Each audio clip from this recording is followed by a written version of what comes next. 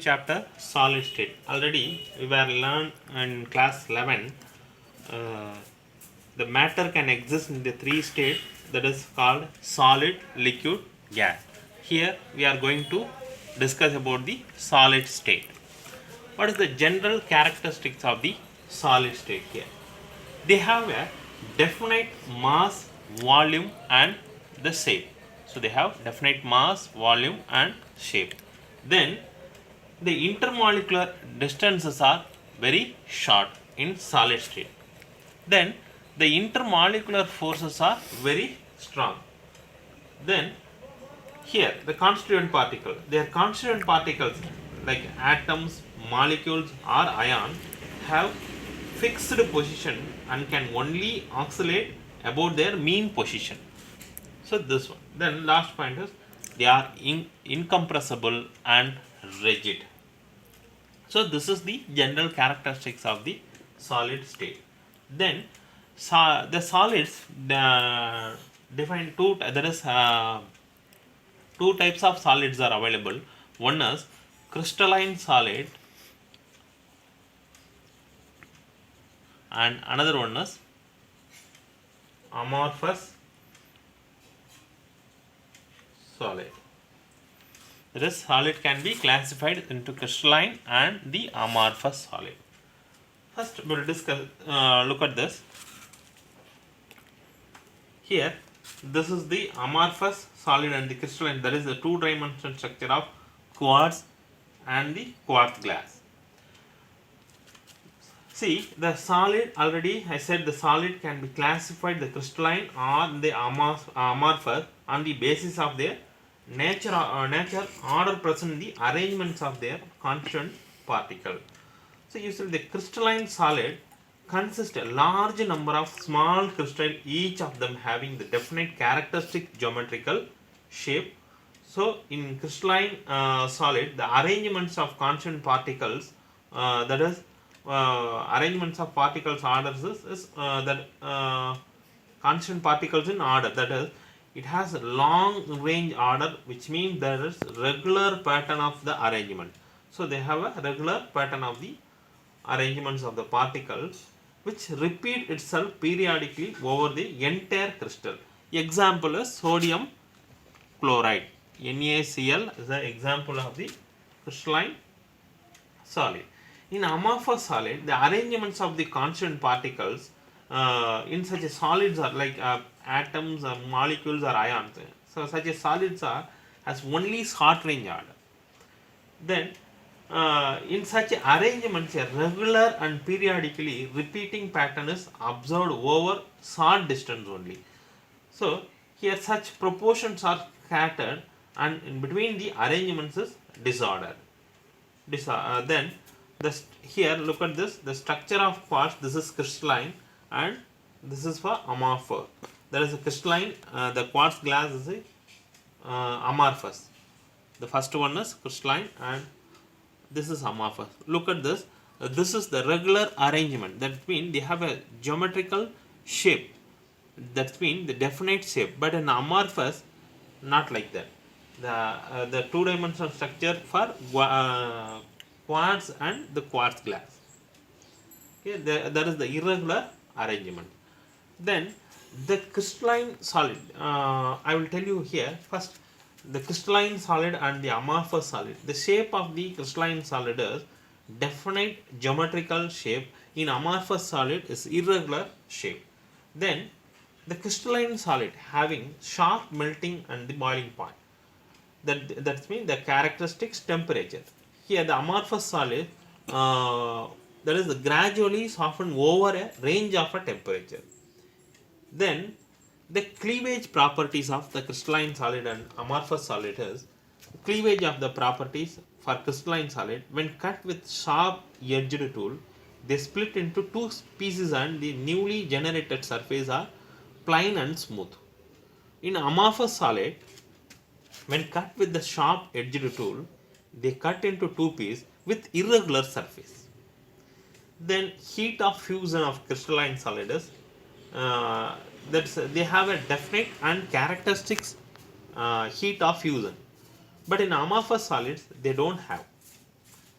anisotropy, usually this, look at this, anisotropy in crystals due to the different arrangements of the particle along different direction.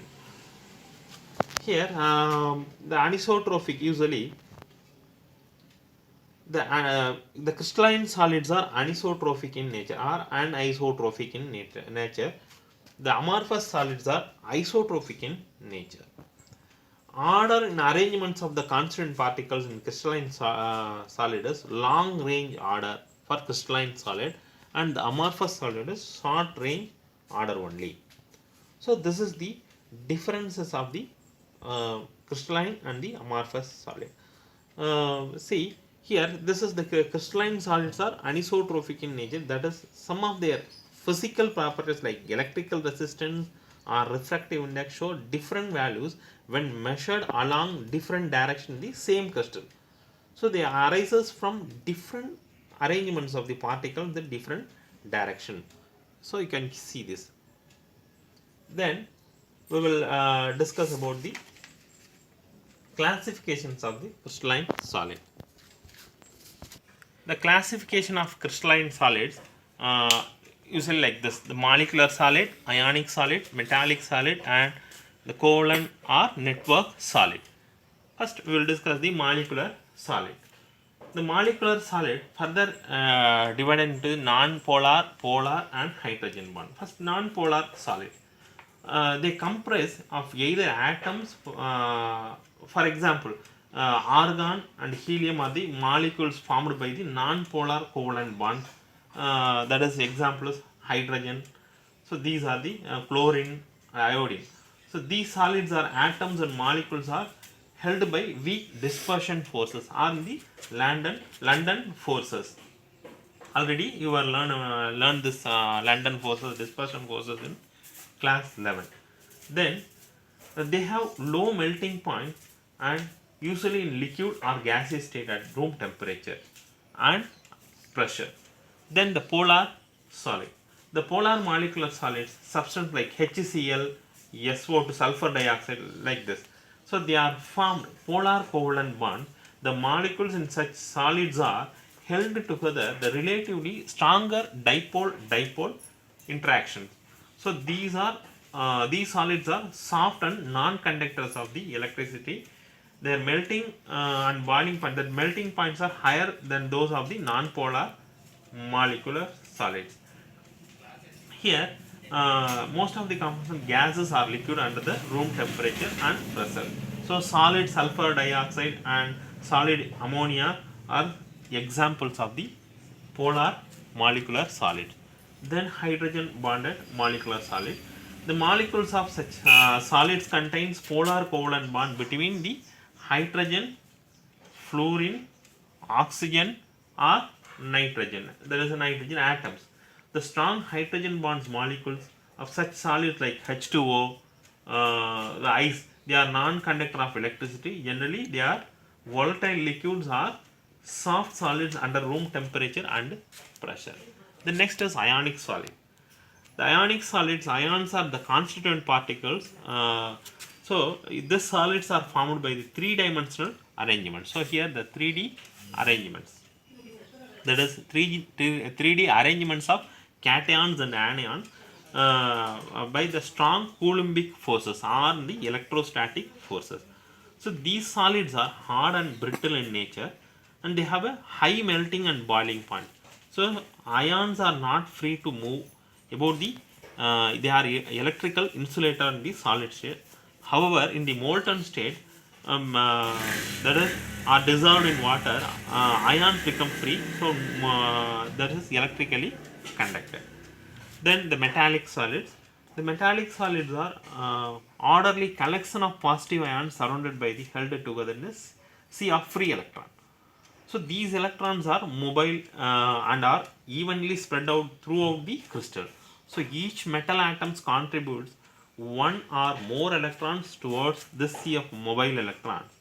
So these free mobile electrons are responsible for high electrical and the thermal conductivity. So when an electric field is applied, these electrons supplied to one portion of a metal the thermal energy is uniformly spread throughout the free electron.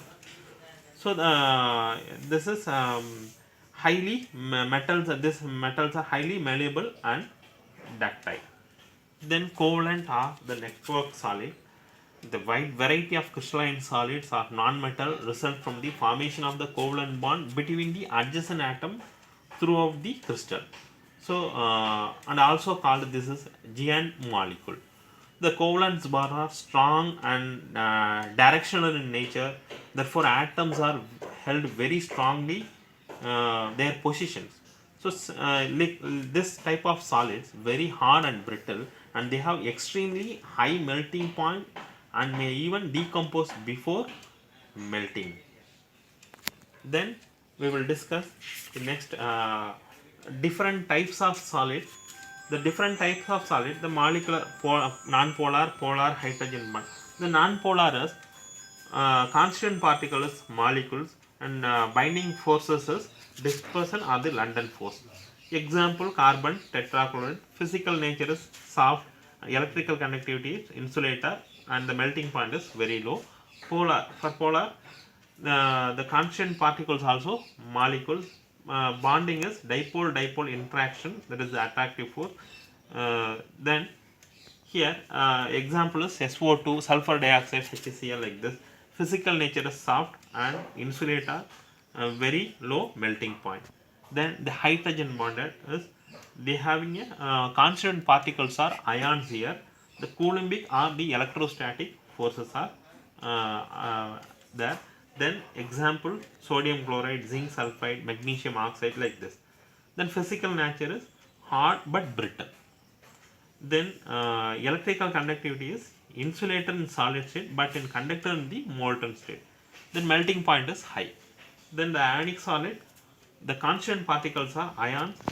Here the Coulombic forces are the electrostatic forces.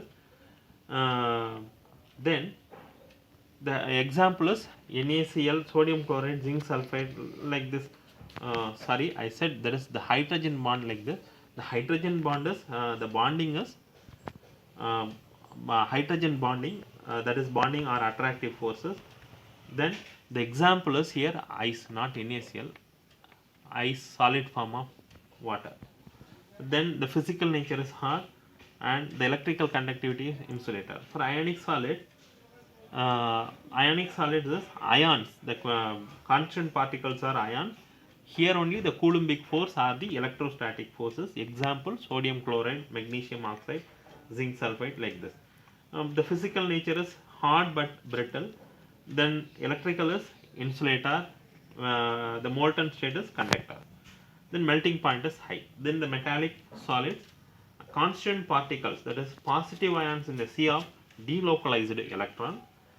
Bonding is metallic bonding. Example: iron, copper, silver, magnesium, like this. Physical nature is hard but malleable and ductile. In conductivity, electrical conductivity, conductors in solid state as well as in the molten state. The melting point is very high. Then covalent or network solid is atoms for a constant particle. Bonding is covalent bond. Example: carbon in a diamond form, carbon in a graphite form, SiO2, silicon dioxide, quartz, like this. The physical nature is hard, carbon graphite is soft. But in electrical conductivity, silicon dioxide, like that, is an insulator, but in carbon graphite form, conductor. Then the melting point is very high.